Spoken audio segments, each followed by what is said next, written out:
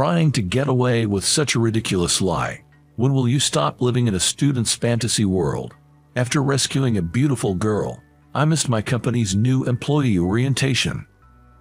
When I explained the situation to the company's president, Mr. Smith, he refused to listen to my explanation and assumed that it was a lie. Then he mocked me. Sure, it sounds like something out of a comic book, but a little fact-checking wouldn't hurt, right? A trash who chooses a girl over the company isn't needed. You're fired. No matter how much I explained, he wouldn't believe me, and eventually, I was fired. My career ended on the first day I was supposed to start working. As I was devastated and in despair, the HR manager, Kevin, burst into the office with a panicked look. My name is Brandon. I'm a guy who just graduated from college not long ago. College life was, well, enjoyable, but I felt like doing the bare minimum. I only made a few friends in college and didn't join any clubs or sports teams. I've never had a girlfriend in my life. I just watched other bright and happy students with envy. I'm convinced I was a shadowy presence. Why am I so gloomy? One day, while riding the train, I pondered over this. In elementary school, I seemed like a normal, cheerful kid. I used to run around the playground with friends during breaks and hang out at friends' houses after school, playing games, and had a great time. I remember getting excited about sports days and other events. Perhaps I was happy and fulfilled back then. My middle school years. From 6th to 8th grader, I felt like I spent less and less time with friends. I was still obsessed with games in middle school, and as my classmates began to shift their interest to fashion and music, we had less in common. I even went against the trends on purpose. Still, there were friends from the same elementary school and middle school. There were a few, but I had gaming buddies. My social circle started narrowing around this time, I guess. In high school, my social circle became even smaller. My middle school gaming friends went to different high schools, and we only occasionally talked or chatted while playing games. Spending more time alone playing games, my social circle shrunk even more. I got caught in this negative cycle during this period. Eventually, even talking to people became a hassle for me. I did work part-time, but spending money on branded items or concerts of popular artists seemed silly. After all, I had no interest in anything but games. In college, my loneliness accelerated. My gaming friends got jobs, and we couldn't find time to meet, so I spent more time alone. I met a few unsociable people like me in the group activities or lectures, but only a handful. While others enjoyed their vibrant campus life, I spent 4 years quietly in the background. Thinking about it, it all makes sense. I was too preoccupied with games to join in with my classmates. I didn't try to keep up with their topics. As a result, my social circle became limited, and that's why my gloomy personality formed. So, it's a case of poetic justice. Do good and good will come to you. Do bad and bad will come to you. So, if you do nothing, it's only natural that nothing comes back to you. I couldn't make friends because I didn't try to. Indeed, it's a well-coined phrase. Listening to the train's clatter, I simultaneously admired the phrase and despised myself. Without any change, I was already 22 years old. As I was about to start my career, I wondered if I could change my gloomy self.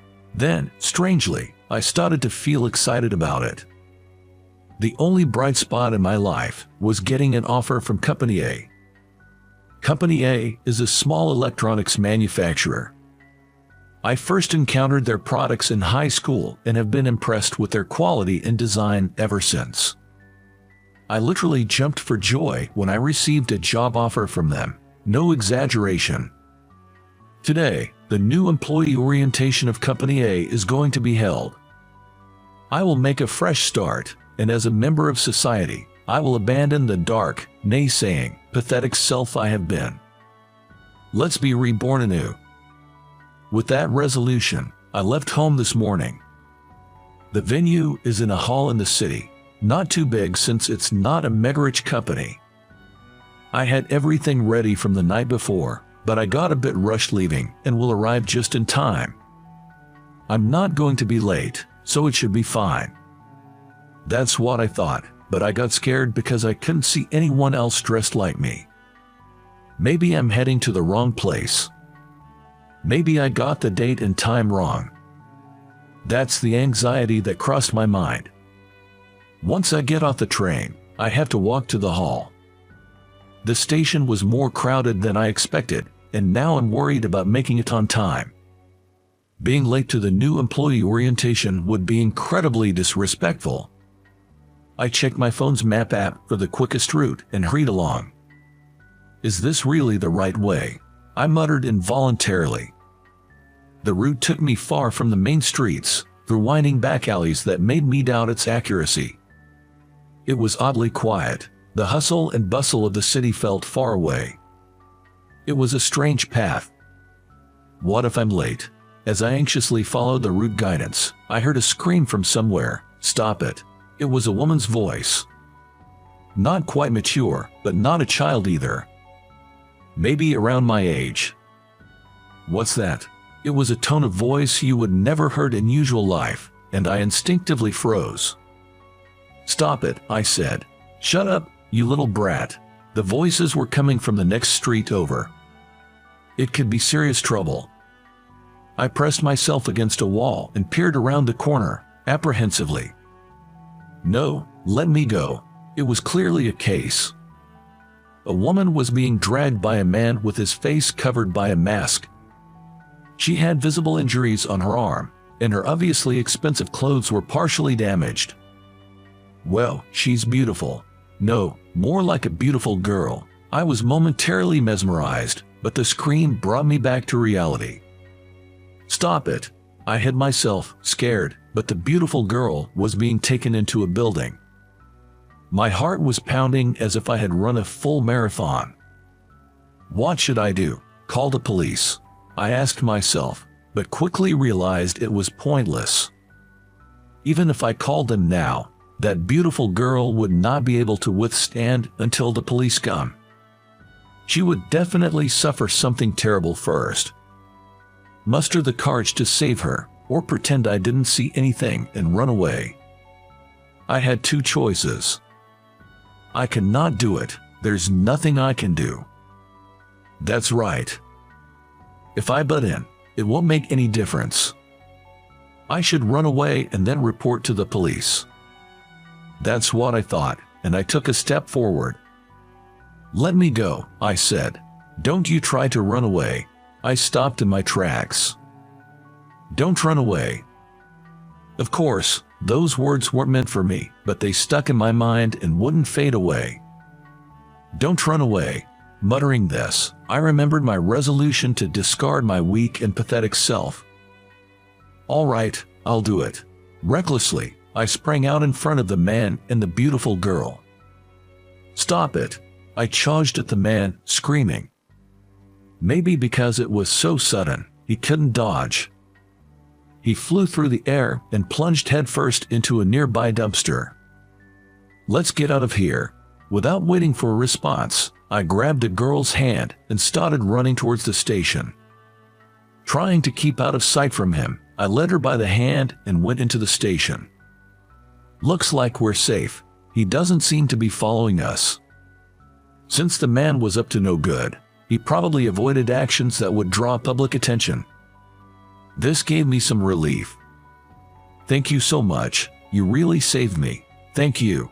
She kept thanking me profusely as we caught our breath from running. Tears were in her eyes. She must have been really scared. Oh, excuse me, your hand. I realized I had been holding her hand since we had started running and quickly let go. I had never been with a girl, let alone held hands with one. Even though it was unintentional, I felt my face getting hot. If you'd like, I can walk you home. That guy might follow us. Sorry to get you into trouble, I'm so sorry." She kept apologizing as I asked her for the nearest station, and after 2 transfers, we arrived. She didn't seem to know much about how to take and change the trains. With her fancy attire, maybe she's some kind of rich girl. I asked for her address and followed the route on my cell phone for about 10 minutes from the station. We arrived at a huge, lavish mansion. To someone like me, living in a tiny, shabby apartment, it looked like a royal palace. Dad, a portly man with a beard, was standing at the gate. As soon as she saw him, the girl ran to him. "Ava, I was so worried. I'm glad you're safe." "So her name is Ava." She jumped into her dad's arms, crying. "Right, Dad, I was about to be kidnapped, but this man saved me." After a joyous hug and kiss, Ava said this and gestured towards me with her right hand. Her dad looked at me and said, "Oh, is that so? My daughter was in your care. I'd like to thank you properly. How about joining us for dinner?" "No, it's nothing." Suddenly, I remembered about the orientation. A chill ran down my spine, and I felt my back freeze. My watch pointed to the time the orientation had already started. "I have a prior commitment. Excuse me." I took off my suit jacket because it was getting hot and carried it under my arm as I ran toward the station. "Hey, you." Just a few steps away, Ava's dad called out to me. I turned around, thinking what it could be, and saw him holding a shiny black object in his hand. "You dropped your pen." "Thank you so much. It was my pen. A gift from Company A when I got the job offer." It was elegant, black with the company name engraved in gold. "Goodbye." I took the pen, threw it into my bag, and started running again. Should I have at least told them my name? When I arrived at the orientation venue, it had already finished. Wondering what to do, I wandered around and came across a luxury car in the parking lot. The car stopped right in front of me, and the driver's side window rolled down. "Oh, it's you," the driver said, looking puzzled. It was Kevin, the HR manager, I suppose. I remembered meeting him at the interview. "Sorry, my name is Brandon, a new employee. I'm sorry for being late to the orientation. I just got here." "Is that so? Well, what to do?" Kevin seemed more amiable and during the interview. He is considering my situation despite my unexcused absence. Suddenly, I heard a voice from the back seat. "It's fine, Kevin." Then the rear window began to roll down. "Brandon," I was surprised. Sitting in the back was Mr. Smith. He is the president of Company A. I had been fascinated by the company's products and knew his face and name well because I had thoroughly checked their website and brochures. "The orientation's over for today. Be at the office by 8 a.m. tomorrow, okay?" "Yes, I understand. I'm very sorry." I apologized to Mr. Smith, but he started rolling up the window midway. Naturally, it seemed I had made him angry. "Kevin, drive on." "But shouldn't we hear out his circumstances?" "Just go, I'm busy." I overheard the conversation between Mr. Smith and Kevin. Kevin looked helpless as he nodded to me and rolled up the window. I nodded in return, expressing my apology. Soon, the luxury car drove off into the road. Kevin looked down. I thought for a moment, but considering my own situation, I had no time to worry about others. I felt a sense of despair, or maybe emptiness. Anyway, I was incredibly worried about what would happen from tomorrow onwards. The next day, after the daily morning assembly at work, the instruction was given to the new employees in the office. "First, you all need to learn about our products. Here are some magazines related to our products. Please take one each." We were to read the magazine articles, learn from them, and compile a report with our thoughts and what we learned. This was the first task for all the new employees. "Once you've written it, bring it to me. If it's okay, spend the rest of the morning reading other articles." Everyone seemed to be struggling, but for me, it was an easy task. I already knew a lot about Company A's products, so it was simple. I could probably write the report without even reading the articles. However, I might discover something new, so I decided to skim through them. During the task, I heard yelling from the back of the office. I involuntarily looked in that direction. "What the hell are you doing?" The one shouting was Kevin. He was sitting in his chair, scolding 3 young female employees. He looked nothing like the Kevin I saw yesterday, almost like a different person with his scary expression. The women he was yelling at kept putting their heads down, with the tears welled up in their eyes. Suddenly, I remembered Ava from yesterday.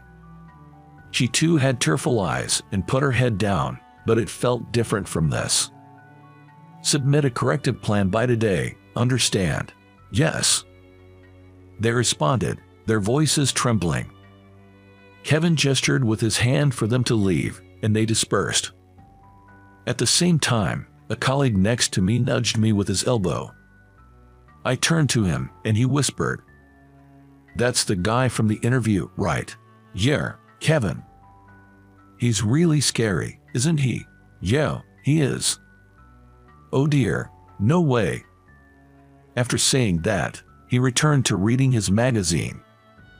I secretly glanced at Kevin again, and he was sitting with his elbows on the desk, holding his head. I had just finished writing the report and was about to submit it. The office door banged open, and Mr. Smith appeared. Led by senior employees, everyone stood up. "Oh, it's you, Brandon. Come here for a moment." "Yes." I was led to Mr. Smith's office.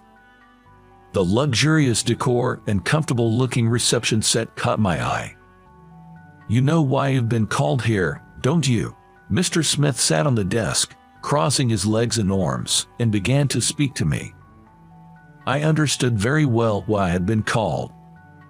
It was a concern that kept me up last night. It's about my unexcused absence from yesterday's orientation. "That's right. I'm truly sorry." I apologized sincerely. I tried hard to convey my deepest apologies. Eventually, Mr. Smith told me to stop it. "First, tell me the reason. It wasn't oversleeping, was it?" I hesitated a bit. The reason for my absence was like something out of a comic book. But I couldn't lie about it. I decided to be honest. I made up my mind to do so, denied the sleeping over theory, and then began to explain. I was rescuing someone. Rescuing someone. Yes, a young girl who was almost abducted. I encountered the incident in an alley near the venue and helped her escaping, then escorted her home. As I said this, Mr. Smith, still crossing his arms, looked at me with a serious face. After a while, his face began to crumble. Eventually, as if he couldn't hold it back anymore, he burst out laughing loudly.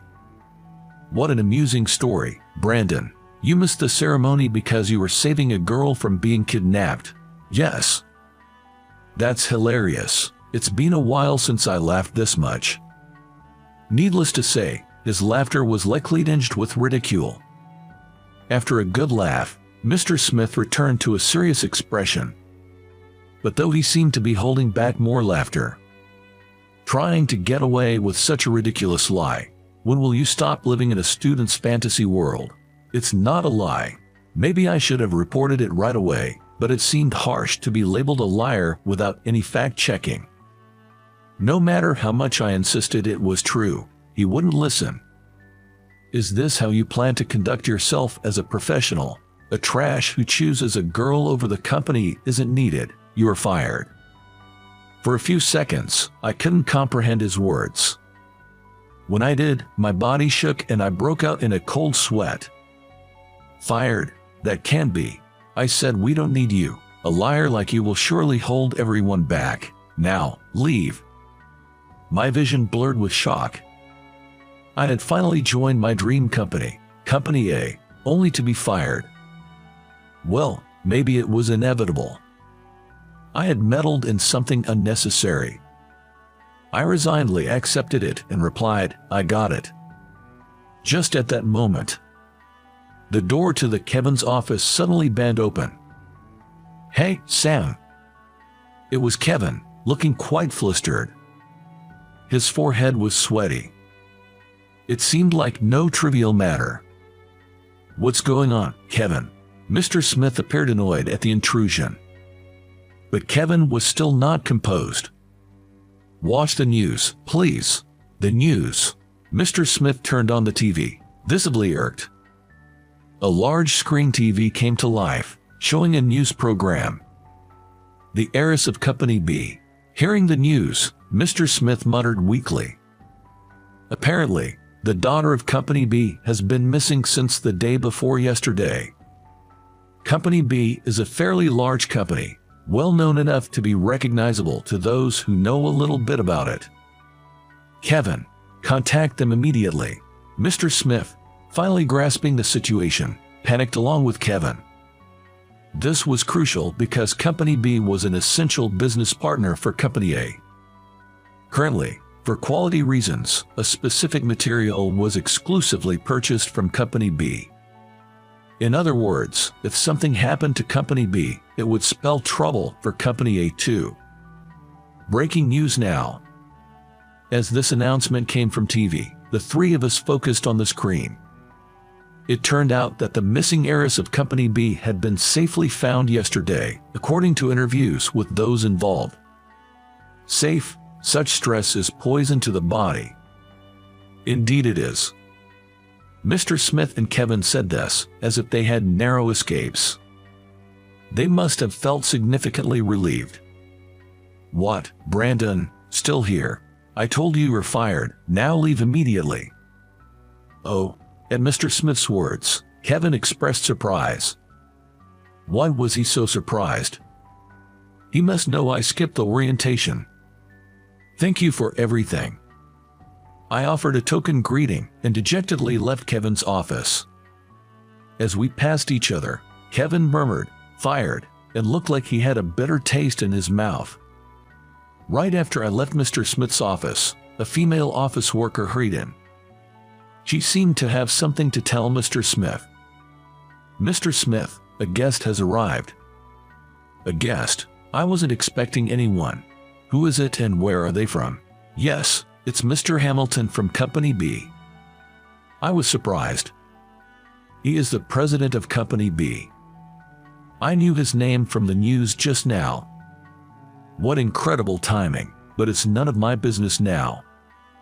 While my colleagues were finishing their reports, I was packing my things. The guy next to me asked, "What happened?" but I didn't feel like telling the truth. "Just a little issue," I said with a forced smile. Just as I was about to leave, I heard Mr. Smith's voice from the corridor. "You mean, one of my employees?"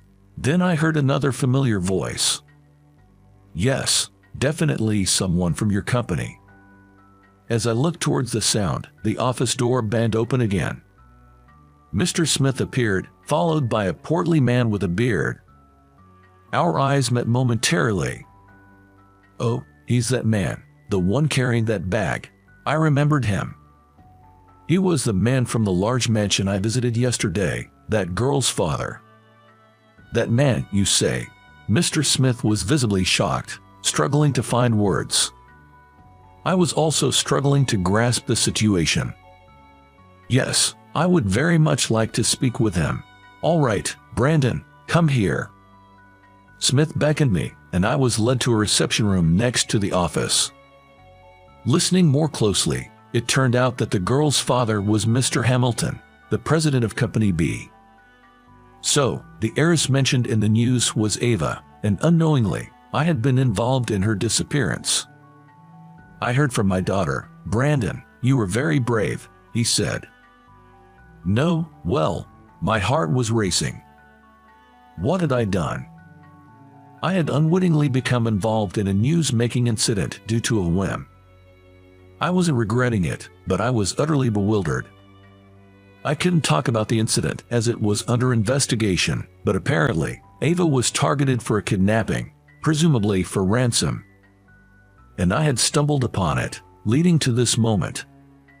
I look forward to your future achievements, Brandon. Mr. Hamilton said this with a hearty laugh. Mr. Smith also laughed along exaggeratedly. But how did they know I was at Company A? Right after that thought, I remembered dropping a commemorative pen. Company A gave it to me in front of the mansion. Of course, they must have seen the company name engraved on it.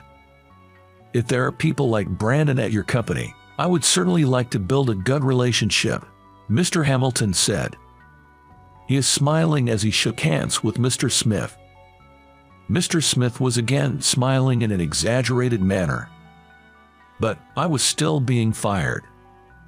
I hesitated to speak up, but since I was being fired anyway, I felt no need to respect Mr. Smith. Well, let's just say it. I regret to inform you that I am resigning from the company today. I had a discussion with Mr. Smith just now. You're resigning? Mr. Hamilton asked in surprise, his eyes widening significantly, looking quite shocked, which made me feel sorry.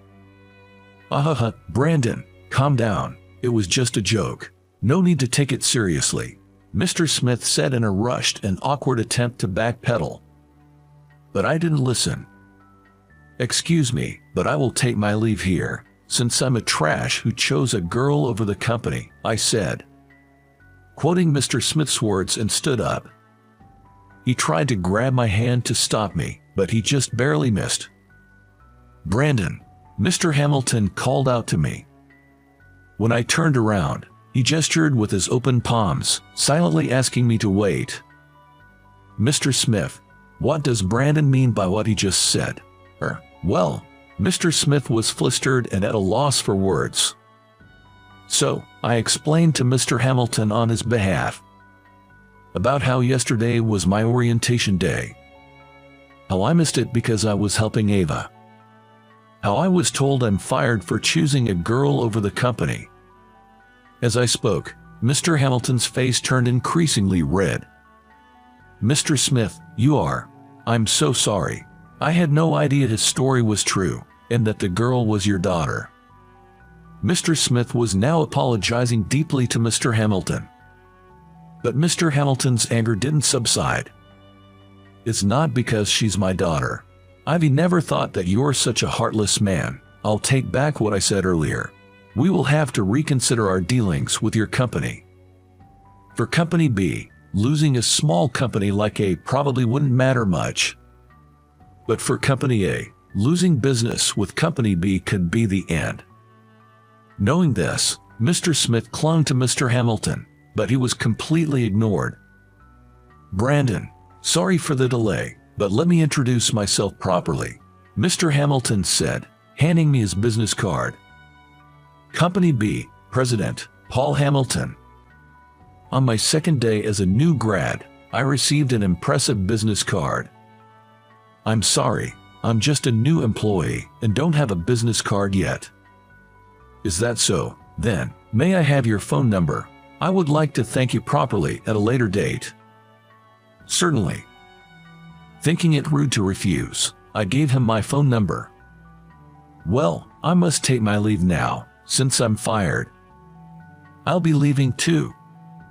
We both left the reception room.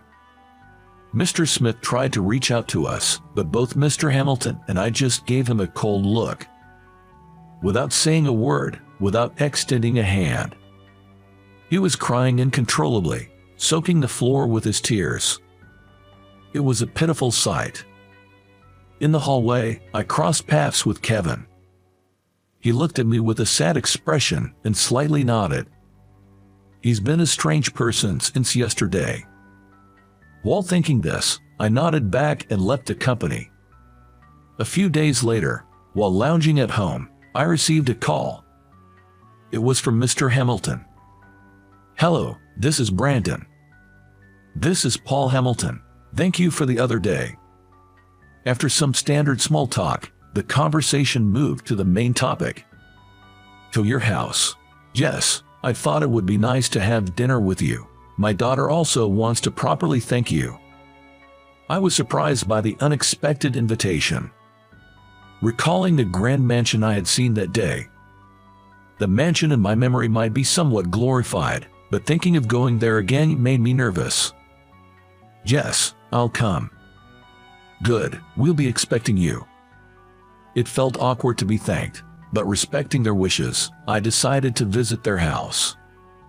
Upon arriving at the Hamilton residence, it was indeed a breathtakingly grand mansion.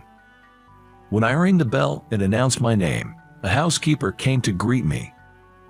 I didn't feel out of place, but then I realized that having a housekeeper meant they're living in a completely different world from me.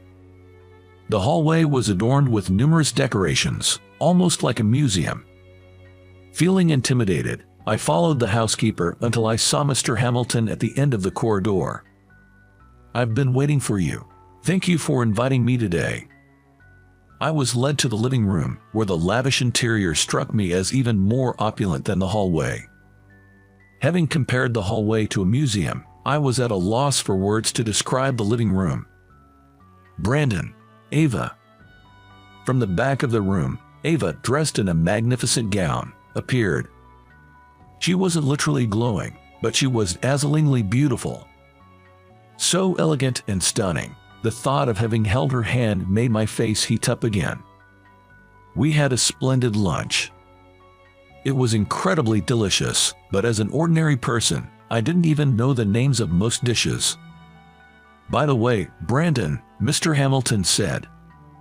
It sounded a bit more intimate than before. "Yes. What do you think of my daughter?" "What do you mean?" "I would very much like you to be my son-in-law." "A son-in-law?" "Oh, no way. A son-in-law?" "Dad, wait. Well, it was undoubtedly a happy proposition. But being the first time in my 22 years of life to hear such a thing, I could only laugh, unable to react otherwise. I'm still the same hesitant. "Well, think about it." "Yes, I will. I will definitely consider it positively." I thought that in my mind, and my face heated up again. I couldn't help but notice that Ava also seemed to be blushing. I stayed until dusk and then decided it was time to leave. Considering the time, I couldn't avoid the packed trains, which made me feel a bit depressed. As I was heading towards the gate, a luxurious car was parked outside.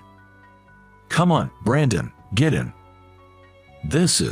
Apparently, it was Mr. Hamilton's private driver, and he was offering to drive me home.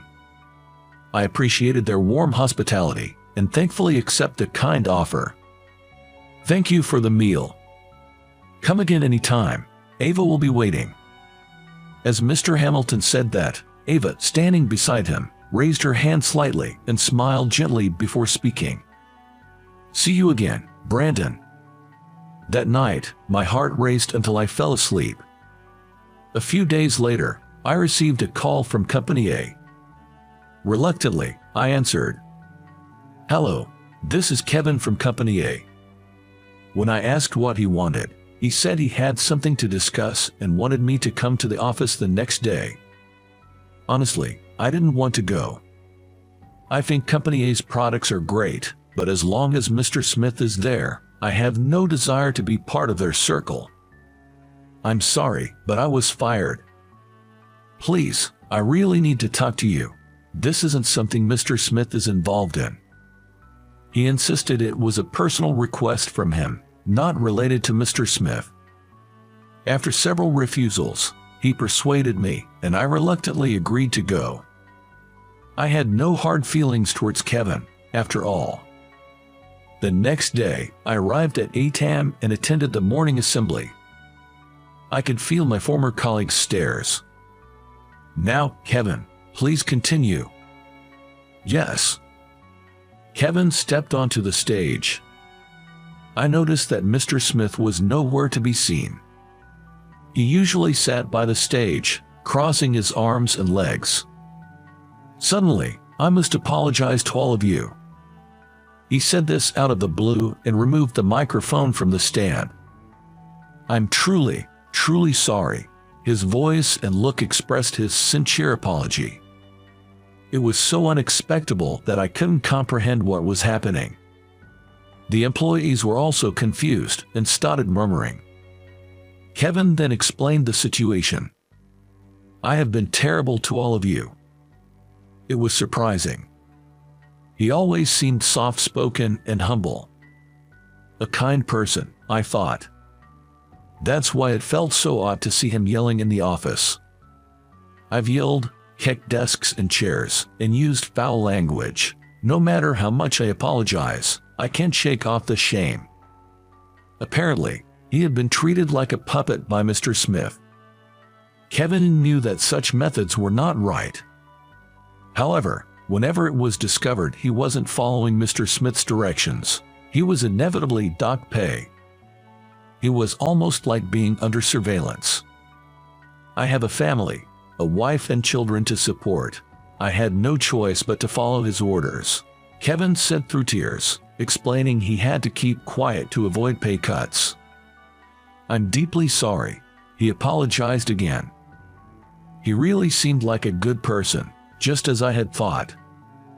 I just remembered his helpless face on the day of the orientation. The next day, holding his head in distress. The bitter expression on his face.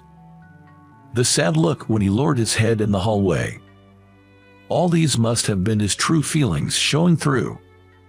I thought to myself, this must be the result of his conscience showing its face while obeying Mr. Smith as I watched him on the stage. After the morning assembly, Kevin and other executives personally informed me that my dismissal had been revoked. Kevin in particular, when he spoke with me during the third round of interviews, recommended me for the position, saying that I would love to hire him. By the way, where is Mr. Smith? He hasn't been around this morning. I was okay with returning to Company A, but honestly, I had planned to refuse if he was still there. "Oh, that's not a problem." "Well, it is a problem in a way," Kevin responded. Apparently, more misfortune had befallen Mr. Smith on the day I was fired. There had been a whistleblower, and it came to light that Mr. Smith had been embezzling company funds. He was arrested a few days ago and had stepped down from his position by his own decision. Now someone else from the executives was serving as the president. "We want to change the company for the better and need your help to do that." With Mr. Smith gone, I accepted the revocation of my dismissal. A fresh start, I thought. Recalling my determination on the morning of the orientation. A few months later, I was visiting Mr. Hamilton's house after work. I had been invited for dinner. I've been meeting them like this once a week. Ava and I had become an official couple, with her parents' approval, over the past few months. "Thank you so much for continuing business with our company," I said. "I can't just abandon a company where Brandon is," he chuckled. We chatted while dining with Ava, her father, and her mother.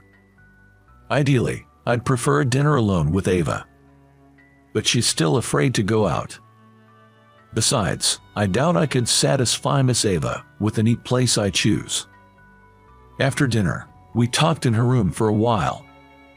She's incredibly charming, and I find it was hard to believe she chose someone like me. When leaving, they again offered a car ride. I waved goodbye to the three of them as the car started moving.